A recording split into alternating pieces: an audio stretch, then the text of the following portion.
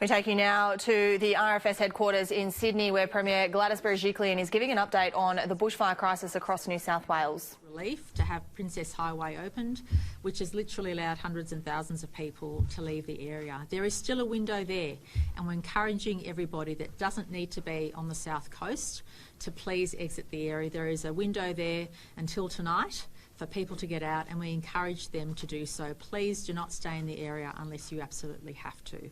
I also want to acknowledge the efforts and also the acceptance of many communities around southern New South Wales, in addition to the south coast, areas like Batlow and Adelong, Tumut and Tumbarumba, which have already recommended people leave their homes, and we're grateful that people have taken that advice. We're making every preparation possible for what will be a very difficult day tomorrow. Weather conditions are very unpredictable. We know the temperatures will still be in the mid-40s in many parts of our state, and when you have so many fires still in active status, so many fires still releasing embers, we know that the wind conditions and those hot temperatures can make it another terrible day tomorrow. I want to assure the community that we're doing everything we can to prepare for what will be a difficult day tomorrow. In fact, not only have we ensured that all of our 30 state government agencies are working together so closely, but we've had the presence of the ADF here at headquarters and on the ground since November, and I'm pleased to say that we've increased that resourcing to ensure that if the fires tomorrow again result in communities being cut off or result in supplies being diminished because there's no access to those communities, the ADF will be there to support us in our efforts of getting basic supplies to communities. Already today we've ensured that there's additional generators to support communities without power. Additional supplies have been taken to those areas where communities have been impacted. We know that people are at different stages. For some people, they're still coming to terms with having lost everything. For others, they're going through the trauma of seeing their neighbours suffer and their communities suffer, and others still are just living in a state of fear, and we appreciate that. But we're please asking everybody to appreciate that every preparation is being made for tomorrow. And if you are someone experiencing difficulty and need help, please go to the evacuation centres. We've ensured there's additional staff in those centres, and we've also ensured that there's sufficient advice to people who need all sorts of assistance during this difficult time.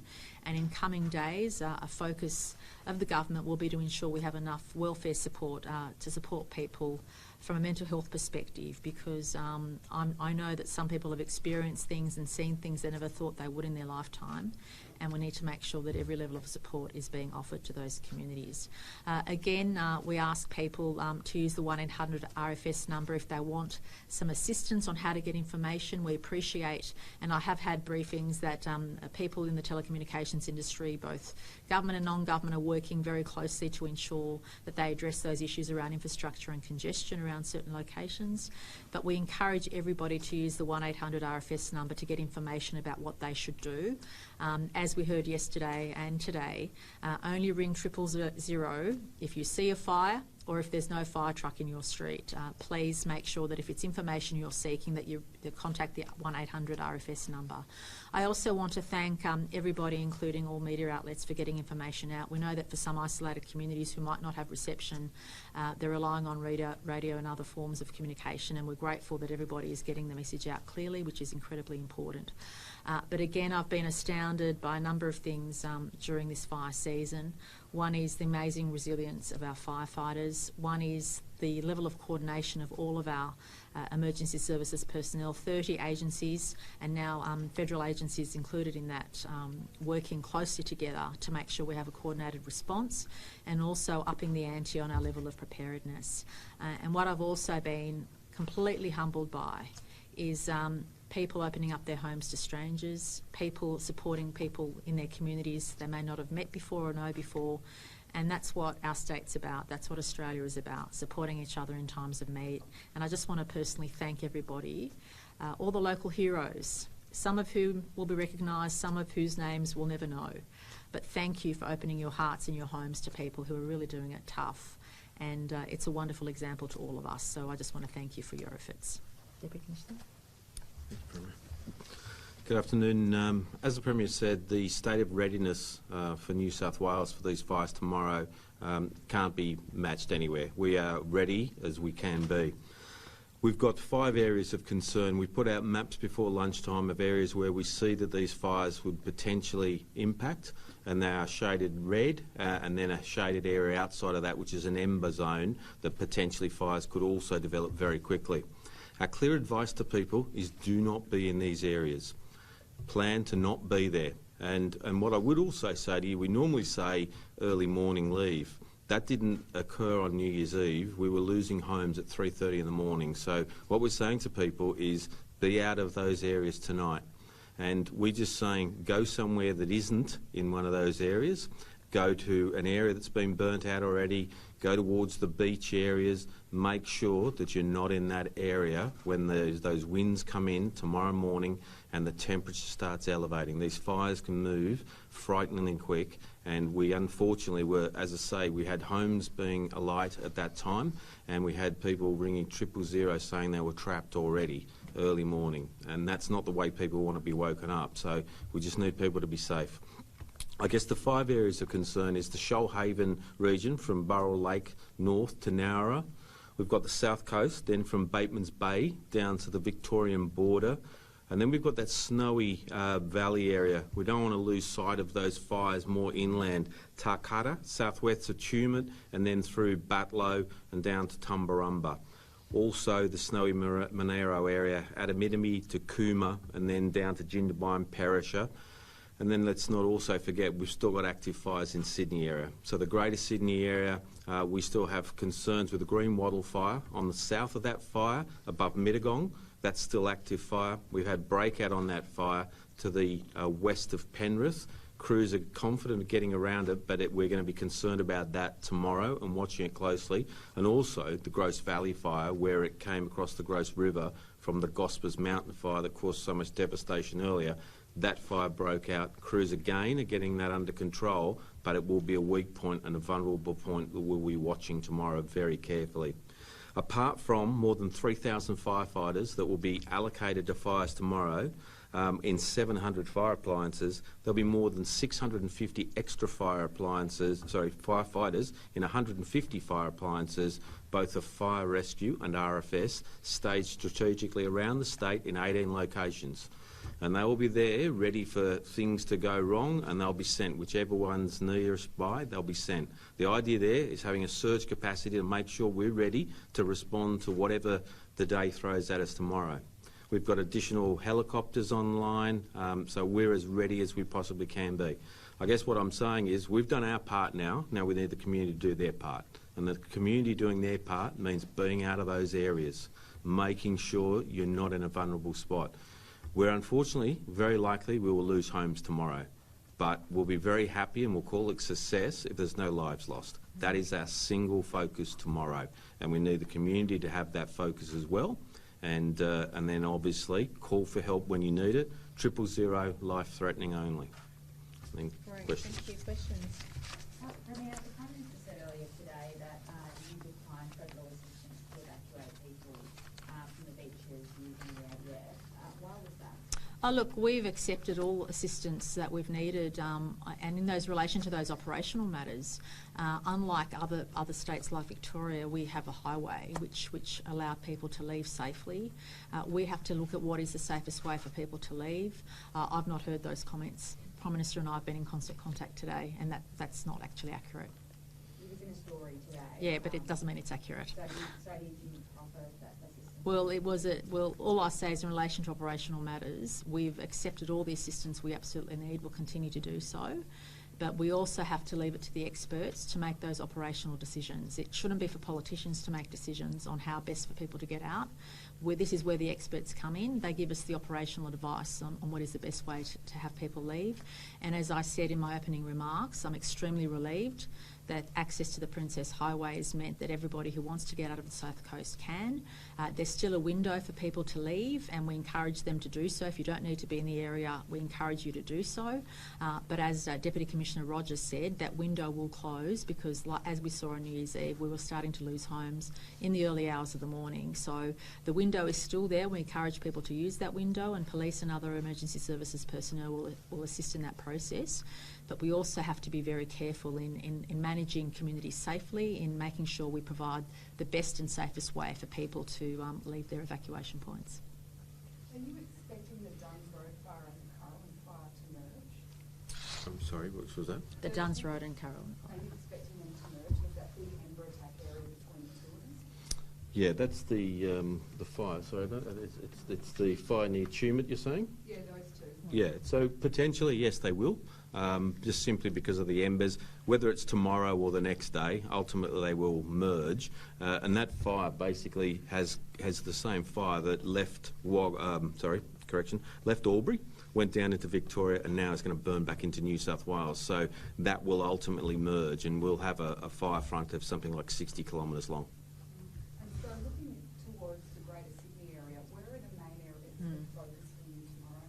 So those areas above Mittagong, on that Green Wattle fire, to the west of Penrith, where that fire broke out there again. We've got containment on that fire, but it will be a weak point for us. And then the areas in the Blue Mountains on that Gross River fire that came across, they're concerned about that. But I've got to say also, we've also got a lot of areas to the west of the Gospers Mountain fire in Lithgow that are still actively burning. They're not contained, but, you know, we're just dealing with those and trying to get control on them, but we don't have control yet. So I guess it's fair to say there's a lot of areas that we're concerned about. We're prioritising those to those areas where there's most threat to life and property, and that will be our focus tomorrow. Do you have enough people on the ground to do door knocks in those areas, or is the message that you have to wait and you can't start that?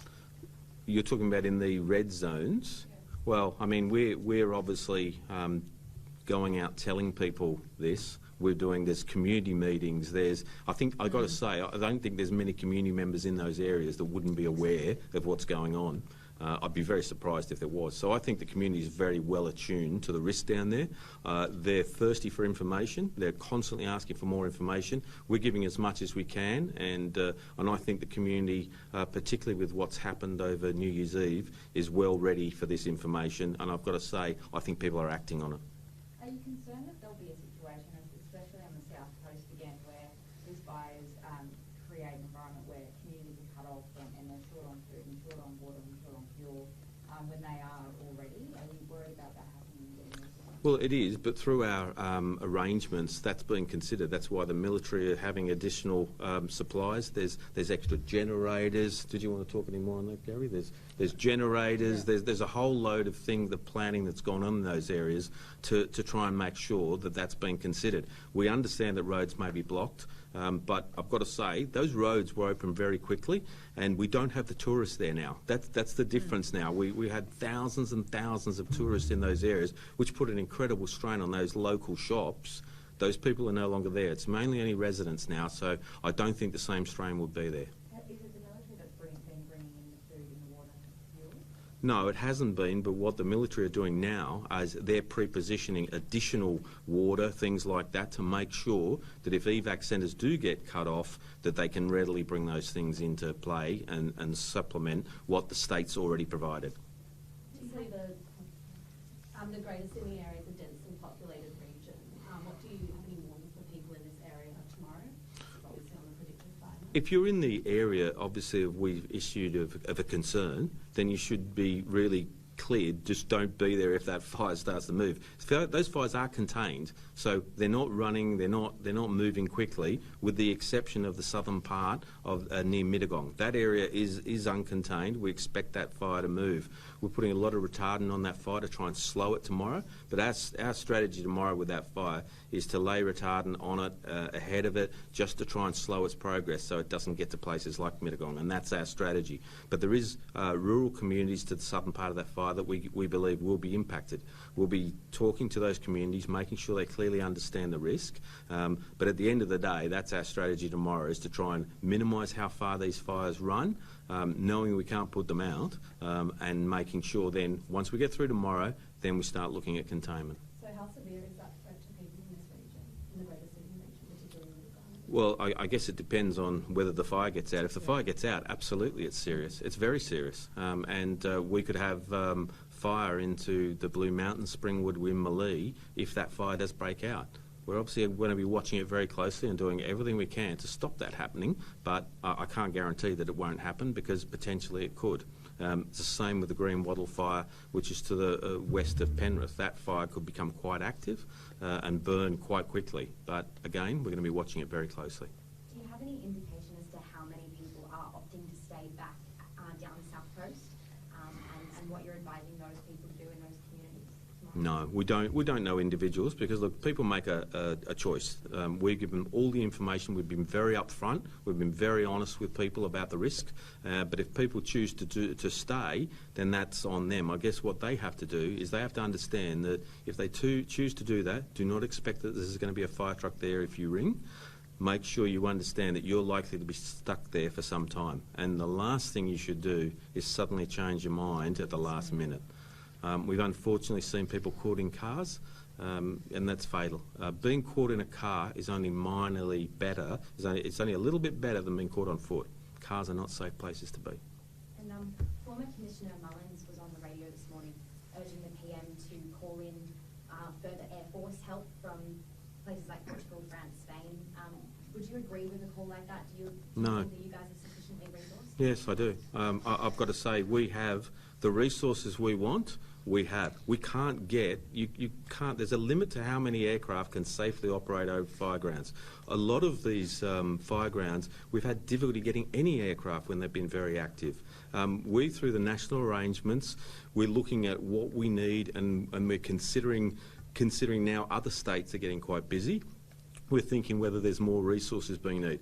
We're a state that very much shares with what we have. We're sharing with other states and territories, and they will do likewise. We have very good national arrangements in place, and I'm very comfortable with them. Can you give us a bit of an overview of that air capacity? Well, we have 5 large air tankers. We have more than 104 other aircraft in place. Helicopters, because look, like I know the large air tankers get a lot of publicity, but there's things like the air cranes, there's Black Hawk helicopters, there's a lot of the medium bombers, people that live and work in this state that provide great work and great service to the people of New South Wales day in, day out with these aircraft. And we shouldn't forget them. It's not all about the big jets flying around. It's all about those local people. First attack, they get in there, they put these fires out before they become problems. And the fire and rescue surge capacity you mentioned, how will that work? Well, between fire and rescue and RFS, we've planned all these strike teams. We've got them, they're mixed between RFS and fire and rescue. We've got them in these 18 strategic locations. As areas call for help, we'll work out what the priorities are, and we'll dispatch them, and then we'll maintain at a state level an awareness of what capacity we still have left, just to make sure we get through the day and we don't use everything too early. Is that mostly around Greater Sydney? Or No. No, it's all the way. We've got places in Wagga, down in Cooma, down on the south coast. We're looking at all those risky areas. We're making sure that we've got pre-positioned units in place to respond to any threat for communities. Because at the end of the day, we look after communities well outside of Sydney. We've got to look after New South Wales. Is there a particular time when that wind's going to change that you're worried about as well? Yes, certainly. The southerly change will come through a lot later tomorrow than it did on New Year's Eve. New Year's Eve, it came through early afternoon in the south coast, whereas we're looking at very late in the afternoon that southerly change will be coming through. And I think it won't be up until Sydney until the early hours of the morning, so very different. And I was talking to the Bureau a little earlier, and they're suggesting it could even be delayed further, the change. And if every time that becomes a little bit more delayed, the fire danger gets higher and higher. So we'll be watching that very closely. Are there any catastrophic areas within those extremes here? There is what they call spots of it, not enough to make it a rating of catastrophic, but I think it's fair to say that it's likely we'll see some areas during the day reach that catastrophic forecast, particularly in the southern part of New South Wales. And obviously we're gearing up to that. Whilst it's rated extreme, it's in the upper end of extreme, so it's going to be a bad day. Whatever the rating is, it's going to be a pretty bad day. Last question? Thanks, everybody. Thank you very much. Thank you. Appreciate it.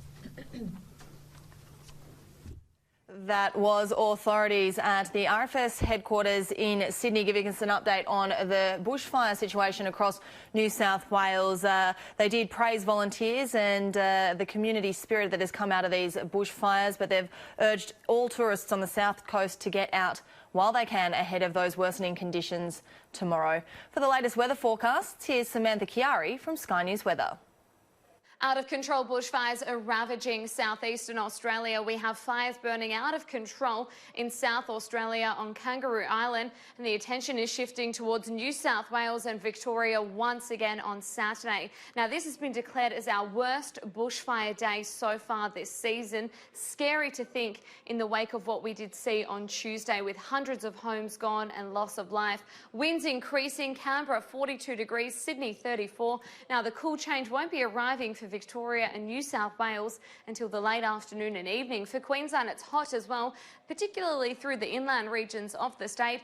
All eyes on New South Wales. We have a total fire ban in place. A state of emergency has been declared. The cool change is expected to hit southern New South Wales and eastern Victoria in the afternoon and evening. A carbon copy forecast what we did see on New Year's Eve. It is very hot in that far east Gippsland region.